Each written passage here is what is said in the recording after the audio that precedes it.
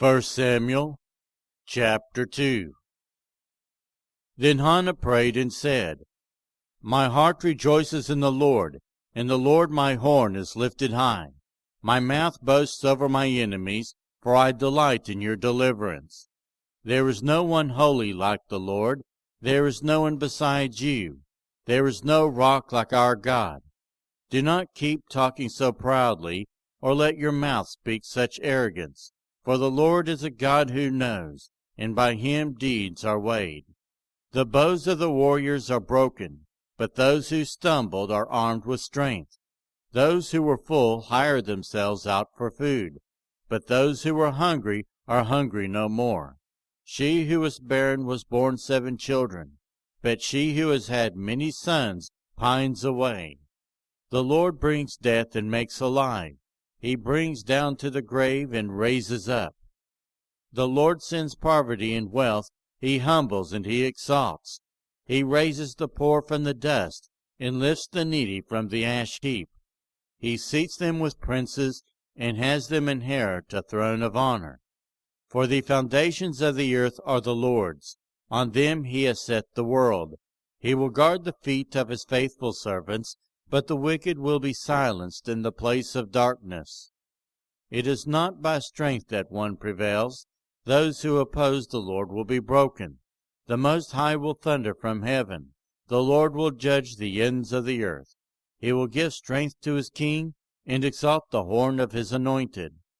Then Elkanah went home to Ramah, but the boy ministered before the Lord under Eli the priest. Eli's sons were scoundrels. They had no regard for the Lord. Now it was the practice of priests that, whenever any of the people offered a sacrifice, the priest's servant would come with a 3-pronged fork in his hand while the meat was being boiled, and would plunge the fork into the pan, or kettle, or cauldron, or pot. Whatever the fork brought up, the priest would take for himself. This is how they treated all the Israelites who came to Shiloh. But even before the fat was burned, the priest's servant would come and say to the person who was sacrificing, Give the priest some meat to roast. He won't accept boiled meat from you, but only raw.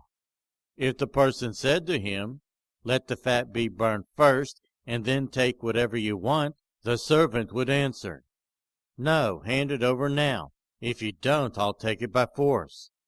This sin of the young men was very great in the Lord's eyes, for they were treating the Lord's offering with contempt. But Samuel was ministering before the Lord, a boy wearing a linen ephod. Each year his mother made him a little robe and took it to him when she went up with her husband to offer the annual sacrifice. Eli would bless Elkanah and his wife, saying, May the Lord give you children by this woman to take the place of the one she prayed for and gave to the Lord. Then they would go home. And the Lord was gracious to Hannah. She gave birth to 3 sons and 2 daughters. Meanwhile, the boy Samuel grew up in the presence of the Lord. So Eli, who was very old, heard about everything his sons were doing to all Israel, and how they slept with the women who served at the entrance to the tent of meeting. So he said to them, Why do you do such things?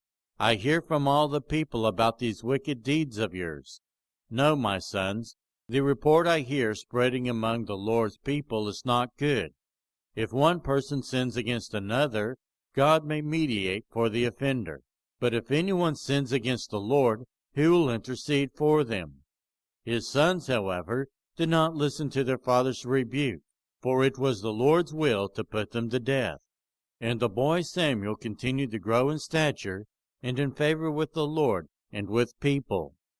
Now a man of God came to Eli and said to him, This is what the Lord says. Did I not clearly reveal myself to your ancestors' family when they were in Egypt under Pharaoh? I chose your ancestor out of all the tribes of Israel to be my priest, to go up to my altar, to burn incense, and to wear an ephod in my presence. I also gave your ancestors' family all the food offerings presented by the Israelites. Why do you scorn my sacrifice and offering that I prescribed for my dwelling? Why do you honor your sons more than me, by fattening yourselves on the choice parts of every offering made by my people Israel. Therefore the Lord, the God of Israel, declares, I promised that members of your family would minister before me forever. But now the Lord declares, far be it from me. Those who honor me I will honor, but those who despise me will be disdained. The time is coming when I will cut short your strength and the strength of your priestly house, so that no one in it will reach old age, and you will see distress in my dwelling. Although good will be done to Israel, no one in your family line will ever reach old age. Every one of you that I do not cut off from serving at my altar, I will spare only to destroy your sight and sap your strength, and all your descendants will die in the prime of life. And what happens to your 2 sons, Hophni and Phinehas, will be assigned to you.